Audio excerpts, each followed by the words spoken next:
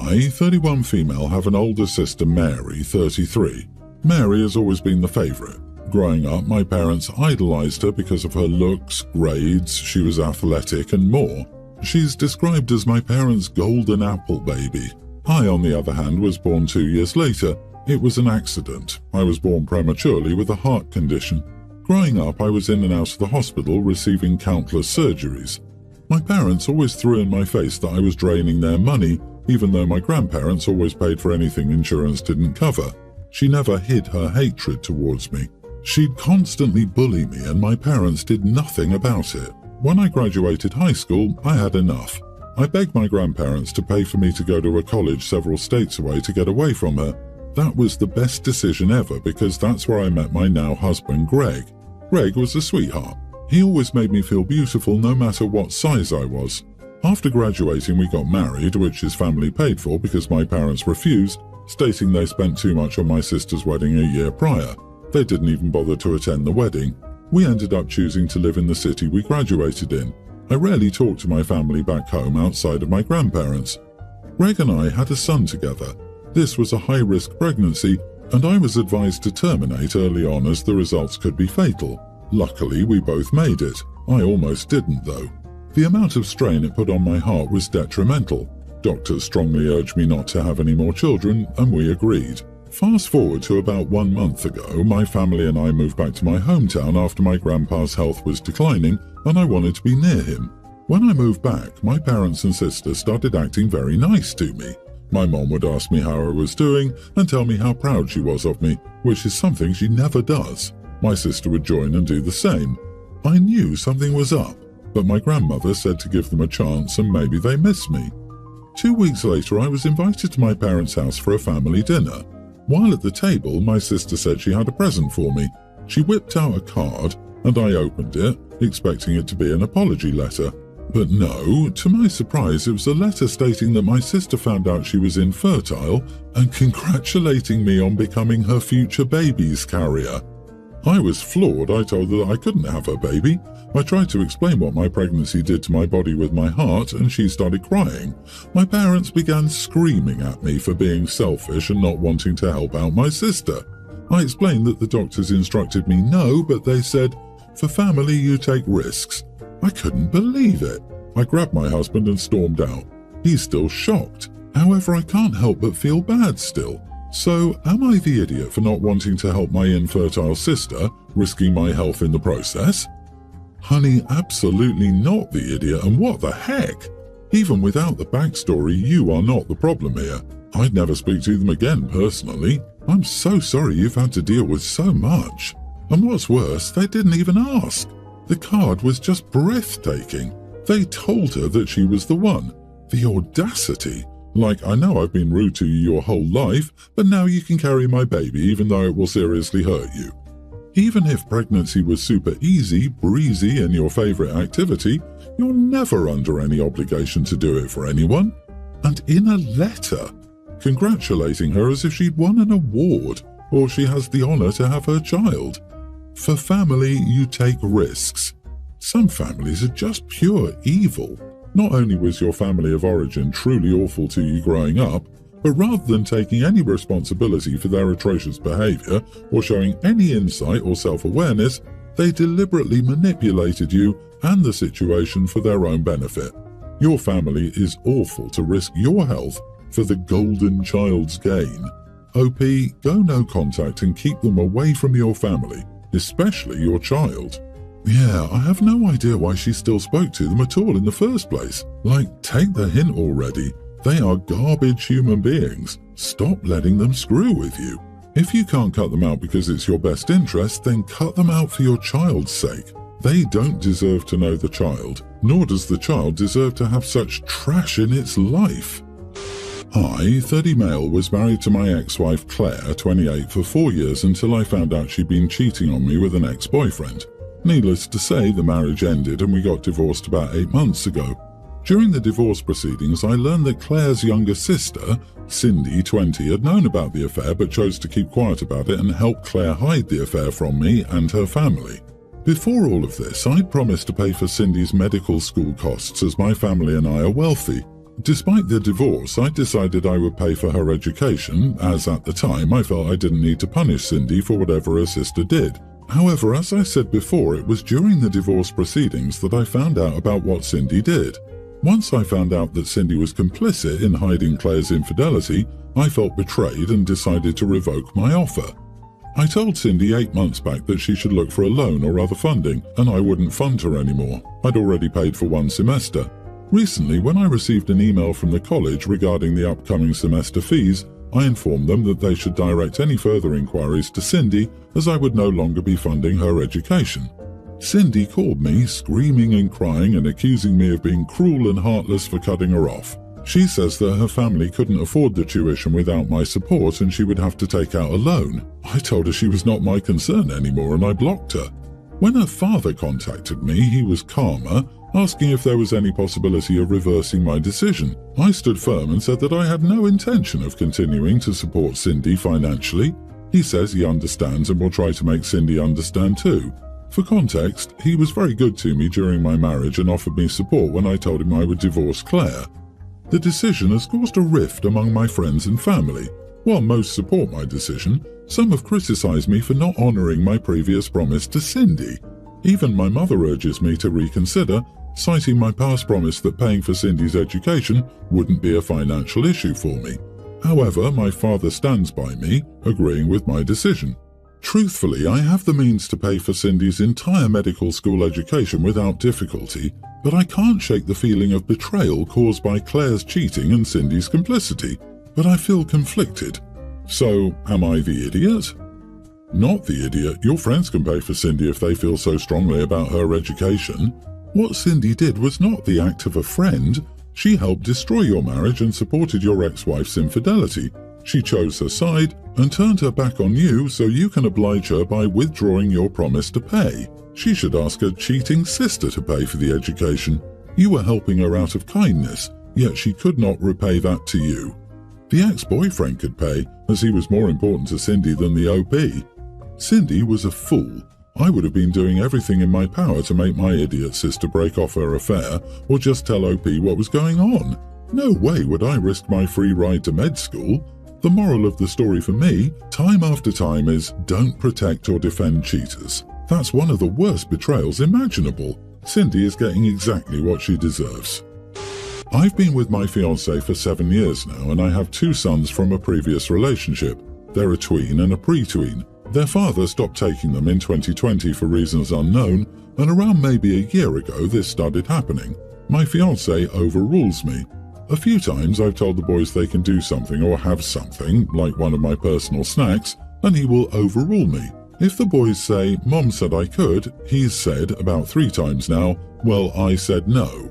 I ended up sitting down and communicating that I was 100% not okay with that. It led to a fight about 6 or so months ago, and things got better after that. However, 2 days ago, I told my oldest that he didn't need snow pants on when he went outside because he wasn't playing in the snow. He was just waiting for his friend's mom to pick him up. So we were all just standing outside. My fiancé told him to put his snow pants on because he briefly stepped in the snow to grab a stick. My son said, "Mom told me I didn't need my snow pants on." And my fiancé then said, "Well, let's add to that and go get your snow pants on. You're going to need them anyways to hang outside with your friends, so just go get them on now," with an attitude. As my son was walking off, he said, "I was listening to my mother." He absolutely had an attitude about it because he was right. I told him he didn't need them. So I told my fiancé, I just told him he didn't need his snow pants. My fiancé ignored me. He ignored what I said but didn't respond. About a minute later, he followed my son back into the house under the guise of getting a cigarette. My son comes out and tells me, he just followed me in there to tell me if I ever talk to him like that again, then I will be grounded. After he left, I pulled my fiancé aside and told him that I couldn't trust him around my kids anymore. His following my son inside to corner him with the "don't speak to me like that or you will be grounded" talk doesn't sit well with me.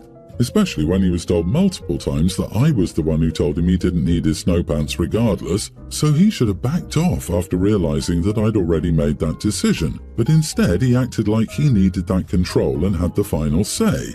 He's basically saying that I'm being ridiculous. He's been around for 7 years and he's never done anything that would warrant me not trusting him around my kids. I should see that he's just being a parent. He's texting saying it wasn't a big deal, that he wanted my son to put his snow pants on, and that I have been known to overreact, so he isn't surprised. Am I overreacting?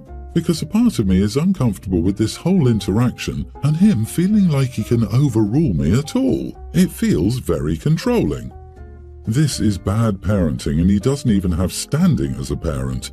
You talk to one another without the child present to get to an agreement. You don't overrule the other right in front of the child and then issue secret threats without the other parent knowing.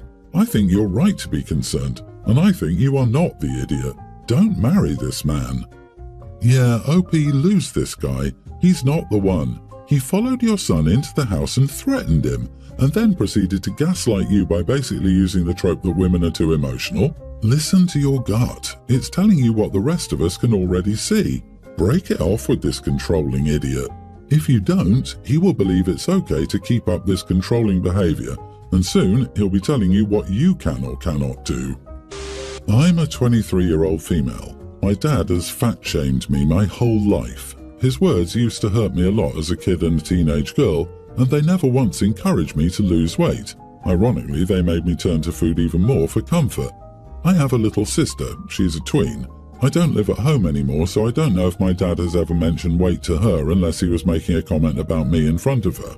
I was visiting for a bit. I only regularly visit for my little sister. If it weren't for her, I'd never go to that house again, LMAO, and we watched a movie together. My sister was sitting on the sofa between my dad and me. A little bit into the movie, while we were eating some small snacks, he randomly put his hand on my sister's thigh and said some stupid crap along the lines of, "See that jiggle? You need to start watching what you eat, sweetheart." I wanted to throw something at him. I was so unbelievably mad. It's one thing for him to say crap like that to me, a grown adult who is used to his comments and jabs and has formed somewhat of a force field against them in all the years he's done this to me, but to my little sister? A little girl? My little sister didn't say anything, but I could see by the look on her face that she felt awful and uncomfortable. I wondered if he'd said things like this to her in my absence. I know that feeling all too well, and it's 10 times worse when you're a little kid with little to no concept of weight and fatness and diet culture. Some of my core childhood memories are his weight-related comments to me. All I could think was, how dare he say that to her? How dare he try to plant these insecurities in her at such a young age? I waited until later when we were alone, and my little sister was upstairs in her room, and I just blew up at my dad, called him an idiot, and told him he should be ashamed of himself for trying to destroy my sister's self-esteem and self-worth the way he destroyed mine. I told him that the only reason I haven't completely cut him off is because of my little sister, but now I will not hesitate to cut him off and instead resort to spending time with my sister outside of his home, without seeing him ever. He called me disrespectful, a disgrace, a poor excuse for a daughter who dares to speak to her father in this way, etc, etc, etc. But I was too angry to care at that moment. I just left to go back to my apartment. It's been a day and a half. I've been bombarded with messages from my mother, aunts, cousins, etc, all telling me that Dad informed them of what happened and that I should apologize for how awful I was. Did I overreact? Am I the idiot? Dad informed them of what happened and that I should apologize for how awful I was. Whittle baby tattled to mummy because he couldn't handle criticism from his child. The fact that so many turned against you in such a short time shows that he treats everyone this way. Everyone. They're all terrified of him, and they would rather perpetuate his abuse than challenge it. Not the idiot, 1,000 times. I hope you're able to provide a safe haven for your sister when they drive her into mental illness. You should blast your mom and aunts and cousins for supporting and enabling such a waste of flesh as your father. They need to apologize to you and your little sister for supporting such depravity. The only thing wrong you did here is not calling him out in front of your kid sister, so she understands your dad was an idiot. This is as much mom's fault as it is his for condoning this behavior. Since she knew about it and still let him near the second child after doing this to the first, that's on her too, much less asking for apologies for him. Before my 18 male brother, 19, went to uni, we had a massive argument. I just discovered that he slept with my now ex-girlfriend. She confessed to me, which led to me breaking up with her. He claimed it was a one-time mistake and meant nothing, but I still told him I never wanted to see him again. He lives with our mom while I live with Dad. Later that day, Mom visited. She said that he had pent-up anger and then unleashed it at uni, where he kicked a campus cat. That led him to getting punched by someone who studies at the same faculty. She then told me that I should visit, adding that it was my fault. At that point, I just laughed. It was an incredulous laughter rather than one born out of amusement. Mom narrowed her eyes at me and said that I shouldn't be indifferent to her feelings. Am I the idiot for laughing when my mom said it's my fault my brother got punched?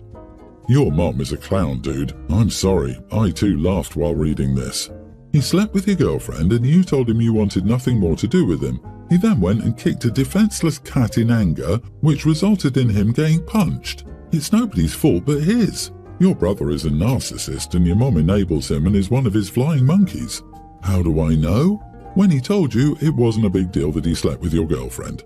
The brother is a clown, the mother is the toots and horns. And when I read Campus Cat, I thought this wasn't just some stray he came across. This was one of those cats mentioned during orientation. And if you're traveling along this path, you may see the beloved Mr. Fred, our unofficial mascot and good luck charm. He's been living here on campus for over a decade, sitting in on classes and probably hanging around the cafe waiting for handouts. And this is the cat this D-bag decided to kick, probably lucky to get out in one piece. Gee, I wonder which child is favoured because he runs to mommy with his problems. Definitely you are not the idiot. Update, I sent her the following text. Alright mum, I'm sorry. I'm sorry I held him accountable for what he did. And I'm also sorry that guy at his uni also held him accountable.